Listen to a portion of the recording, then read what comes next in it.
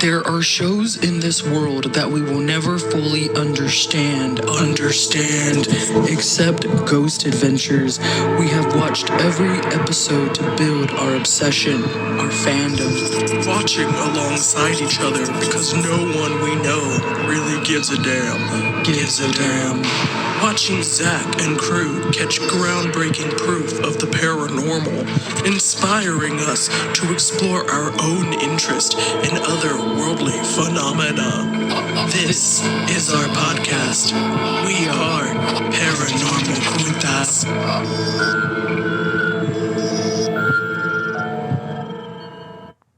So welcome back, everyone. Hey. Once again, I'm Bethany. And I'm Leah. Woo woo. So today we're going to be talking about some more personal experiences. And this takes place around, 1998, I think. Oh, right? It was 1998 or 99. I was like in third grade. And we'd moved from East Austin to a neighborhood off Gaddis School Road in Round Rock. Yeah, it was an interesting move. I know that we both really didn't want to move to Round Rock, so already we were kind of resentful. Pissed. Yeah, we didn't want to leave our childhood house. I think we were scared of also like changing schools. I think, yeah. Losing our friends and all that kind of stuff, which shout out because mom drove us to East Austin schools every day when we lived in Round Rock, and we lived out there for what, like 5 years, 4 or 5 years. Yeah. So Actually, I think it was like 4 years. Yeah. Cause we moved back when I was like in 7th or 8th grade. right around 2002, 3. Yeah. Yeah. Cause I was about a junior in high school. Exactly. So, so it was, we didn't want to make the move. But we all made sacrifices, and we actually had maybe some of the most intense, I would say, paranormal experiences up to that point in our lives at that house. Yeah, I would say that they were the most like negative, because I have had some pretty intense paranormal experiences recently, but at that house in Round Rock, they felt really ugly, like really scary. They actually like really freaked me out. Yeah. Whereas the house on the east side, like you said in a previous episode, you weren't really scared of what you saw. So yeah, I think I had one of the first experiences. It was in elementary school still at this point, because I was watching like cartoons in the morning. And if you were in the kitchen or like dining room area where we would eat, you could see into the living room and you could see the TV. So I had like the TV on and I was watching like fucking Rocket Power or something. I was watching some like, 90s Nick, eating some like Captain Crunch or something. And the TV started like changing channels. It went from like my cartoons to like some fucking news or some shit. And I was like, I'm not having it. Right. So I'm like, nah, this ain't gonna. So I walk up to the TV and it did feel kind of like weird or ominous, like immediately. Like the channel changed and I was like, the fuck? Like I didn't change that channel. I have it set, whatever. So I walk up to the TV and we had like one of those little black cable boxes with like the red digital, clock on the front, like the protruding buttons. So I hit the button on the like actual box. I don't know why I didn't use the fucking remote, but I hit it and it went back to my channel, my cartoons, but then it immediately flipped back to the news. And I was like, And so I flipped it back to cartoon and then it went back to the news or like some other channel. And it was like being in like a little kid argument or something, like, no, me. And I was like trying to get the damn channel to go. And then I turned the TV off. And if I remember correctly, it turned back on. Oh, dude. And I was just like, fuck this. And I just, I don't really remember much after that. Yeah. Memory is so weird. It's like, it's subjective. It's strange. It changes with time. But I remember that interaction with the TV. Of me like trying to change the channel and it like not wanting to go back. Now, I mean, you can debunk it as like, a cable issue or something. Right. But I think you said earlier that this happened regularly, or like this happened, maybe you saw it happen too. It did. I can remember experiencing something just like that with the channels changing. I would often fall asleep in the living room watching TV. Which was already uncomfortable. I was never fully comfortable in the house, but I would fall asleep and I would wake up because the channels were changing. And I could hear that the content on the TV was different, and it was flicking through pretty quickly.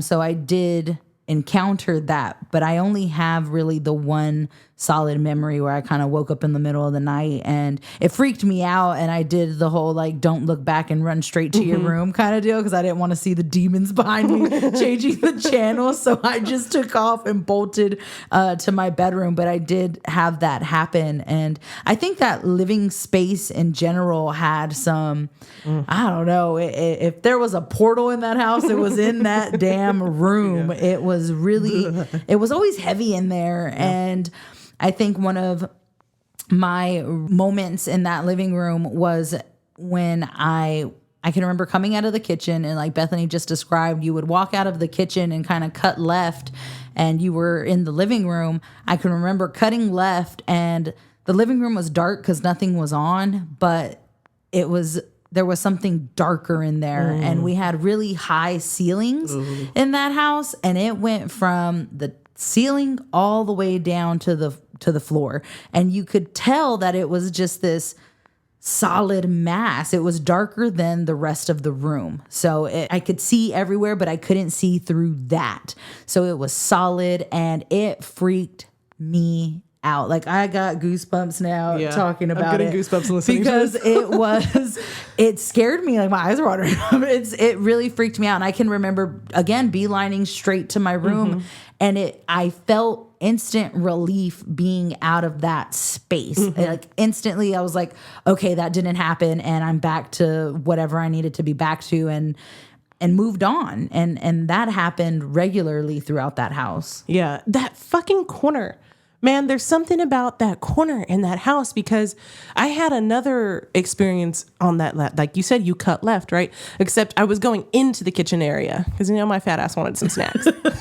So I was cutting right into the kitchen. But it was in that weird in-between where the carpet met the dining room. Like the living room carpet met the dining room, and then you cut over and you're in the kitchen. So I was in that weird, dining room, living room space.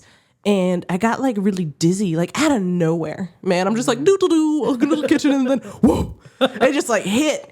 And I got super dizzy. I had to like cling onto the wall next to me. And I started to get like tunnel vision. Like it was going woo, and like narrowing from the corner, the outside corners of my eyes, all the way narrowing to the middle. And then boom, I was blacked out. And I almost like fell over.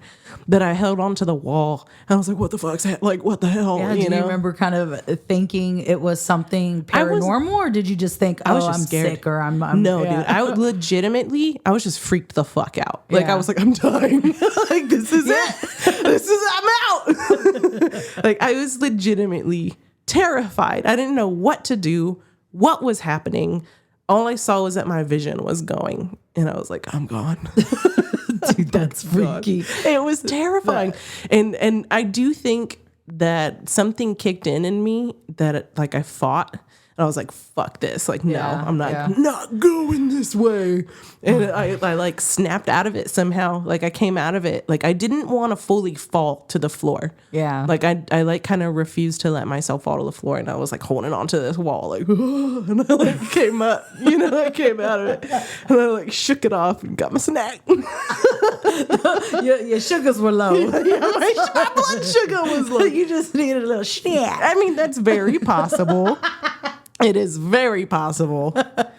I've never had anything like that happen to me, but what you are describing, we hear in the paranormal world, right? Like people who are overcome with these emotions or feel like they're kind of being overtaken. Overtaken really. And you kind of have that. And with the experiences that we had in that house, I think that I would kind of correlate that with something paranormal. I think so too. And also like as I've gotten older, I feel like I am like an empath or like super empathetic, and like I can feel other people's feelings, or like I get super emotional. And like with the state of the world right now, I've been super fucking depressed, and it's been like really hard to just like wake up or like not cry, or like, like I feel everything I see, and that's something I'm gonna work on. But also I think that that's one of those things that like paranormal entities will want to overtake you because you're already open. You're already like there. And also, this is not the only time that's happened to me. That's happened to me in another episode we'll talk about, and in another house. It's getting juicy. Since we're hanging out in the living room, let's keep those experiences rolling in that fucked up living room. Fuck that house. Fuck that house. Did I tell you I drove by there recently just to kind of see? Looking at it is scary. Like that house is haunted 110%. You just feel it. You just tell. But anyways, we're in the living room, everybody. We're hanging out and we had our computer, our family PC in the living room, and the way it was set up, we've already told you cut right out of the kitchen, you see the living room. Now if the next right, that's the corner where the computer was, and the back faced the TV. Okay. Well, also, it was a fucked up situation because it also faced your back was to the hallway. Yes. Your back was to the TV / hallway. Your back was to the whole house almost. Yeah. Which is leaves too much room open for shit to be happening behind you.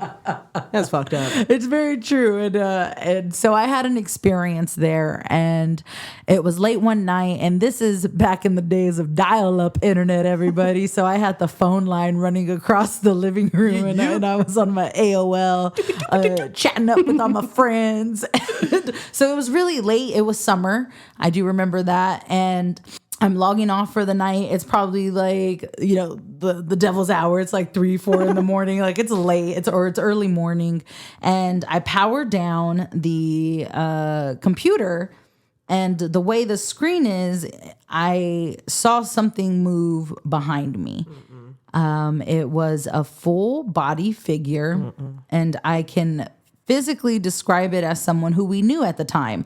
And that person was not in our house that evening, but I saw him walk by and behind me. He was behind me, and I saw him walk into the kitchen. I didn't move. I allowed the figure to pass, and again, I beelined to my bedroom for sanctuary. But that freaked me out because everything powered off, and the screen would kind of do that zoom and turn off. And then once it cut black, figure crossed, and it blew my mind. And that was possibly the first experience I had, only experience I can really speak to for astro projection. Oh yeah. Yeah. Okay. So I was gonna bring that up because I'm curious if you think that it was him astral projecting in the house, because he hadn't been in the house for a long time, and he wasn't gonna be in that house for a long time, but he really obviously wanted to be there. Right. So I'm wondering, do you actually think it was an astral projection, or do you think it was the entity in that house that was this person's not here, I'm gonna take that form? Ooh, you went all sinister on me. And I mentioned it in previous episodes. Our mom had a way of making everything okay. And I was very open with all of the experiences I had in that house. And when I told her about that one specifically, she said, well, that's because he wants to be here so badly that you saw him in the house. And that's what I was explained and learned a little bit about astro projection. So that's what I believe. Okay. But with things that we later experienced, what you just said to me blew my mind, because it could very well be the fucking demons just trying to take form, right? Because that's something that is set to happen. And also be this member is in your house a lot, almost a member of the family, maybe this will get me to trust, or get them to trust me. Right, as this entity. Ooh, you're blowing my mind. You got me shooketh. This would be the first time that I've ever considered it to be something demonic, or taking form, or something outside of. For the longest time, I believed that it was astro projection. So, yeah, that's fair. But still creepy as all hell, and something that I will never forget. Yeah. All right. Well, unfortunately, we're breaching our time for the short stories that we usually do, so we're going to have to cut this one short. There's going to have to be a part 2 on this one, because this house was messed up, and we have a couple more stories for you from it. it gets wicked. Yeah, it gets pretty creepy. Maybe we can do a preview of next episode.